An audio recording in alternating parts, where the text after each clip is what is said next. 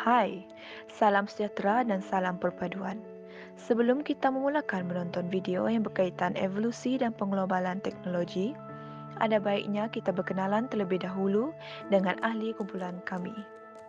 Kumpulan kami terdiri kepada tiga ahli, iaitu yang pertama Nur Syuhada binti Seduni yang bernama metrik 20 DPM 21 F2050.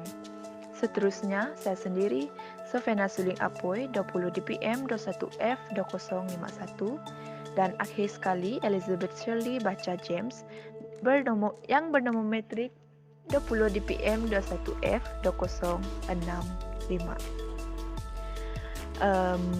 Seterusnya, mari kita masuk ke pengenalan. Seperti yang kita tahu, sebagai manusia yang hidup dalam zaman era globalisasi ini, kita sadar bahawa telah banyak berlakunya transformasi dalam kehidupan kita. Transformasi ini berlaku seiring dengan kemajuan dan kecanggihan peralatan teknologi sehingga mampu mengubah pelbagai aspek pekerjaan, komunikasi dan budaya. Namun begitu, berdasarkan apa yang berlaku di sekeliling kita pada era sekarang, kita dapat simpulkan bahawa kecanggihan teknologi yang dicipta boleh memberi banyak faedah dan kemudahan kepada manusia kerana dengan terciptanya kecanggihan teknologi, kini ia mampu mengurangkan beban kerja dan menjimatkan masa manusia.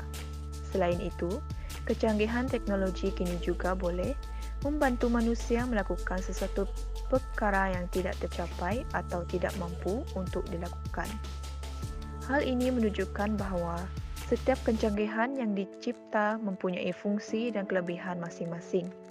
Walau bagaimanapun, manusia yang berperanan sebagai pengendali kecanggihan teknologi, iaitu pengurus, haruslah menggunakannya dengan baik dan tidak menyalahgunakan kecanggihan teknologi. Okey, kini kita akan beralih kepada apakah maksud teknologi. Teknologi ialah satu sistem bagi memudahkan manusia memenuhi keperluannya dari masa ke semasa. Seterusnya, maklumat bermaksud daya yang tersusun dan komunikasi ialah proses saling menghantar dan menerima maklumat dari satu pihak ke pihak lain.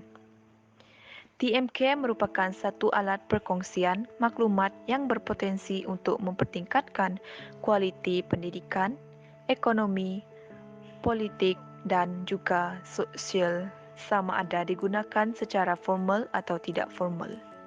Ianya melangkaui batas umur, etnik, jantina sama ada lelaki atau perempuan, orang kurang upaya, muda atau tua, bangsa tanpa ada sempatan masa. Definisi evolusi dan penglobalan teknologi. Yang pertama, evolusi dan penglobalan teknologi akan terus meningkat dan berkembang dari satu masa ke satu masa yang lain. Kedua, manusia perlu bersikap terbuka dan mengikut arus kemajuan teknologi supaya tidak ketinggalan. Yang ketiga, ilmu berkaitan teknologi perlu dititik beratkan dan dikuasai bagi meningkatkan kompetensi dan kemahiran bagi mengikut arus penglobalan teknologi. Yang keempat, globalisasi merupakan zaman yang penuh cabaran kerana semua maklumat diperolehi dengan cepat dan tanpa ada sekatan geografi. Pada hari ini, ramai manusia memperkatakan tentang globalisasi dan mereka memberi pelbagai tafsiran tentangnya sama ada positif maupun negatif. Yang kelima, oleh itu, manusia perlu menggunakan akal yang waras yang berpaksikan ajaran agama bagi menilai sesuatu maklumat dari bahan diperolehi melalui teknologi. Dan akhir sekali, penglobalan teknologi sangat memberi manfaat kepada manusia bagi memudahkan sesuatu urusan dan pekerjaan. Contohnya, dalam bidang pertanian dan makanan, pembinaan, pengangkutan, teknologi maklumat, keuangan, perindustrian, perhotelan, komunikasi dan sebagainya. Seterusnya, kita pergi kepada impak penglobalan teknologi dalam bidang pertanian. Yang pertama, memberikan keuntungan yang maksimum dan meningkatkan produktiviti serta pengeluaran pertanian mampan. Yang kedua, menggalakkan operasi berskala besar. Ketiga, tenaga buruh dikurangkan, menjimatkan kos operasi. Yang keempat, meningkatkan pendapatan petani. Oke, kita lanjutkan kepada impak pengglobalan teknologi dalam bidang pembinaan. Yang pertama, menjimatkan masa pembinaan dan penghasilan kualiti kerja yang baik.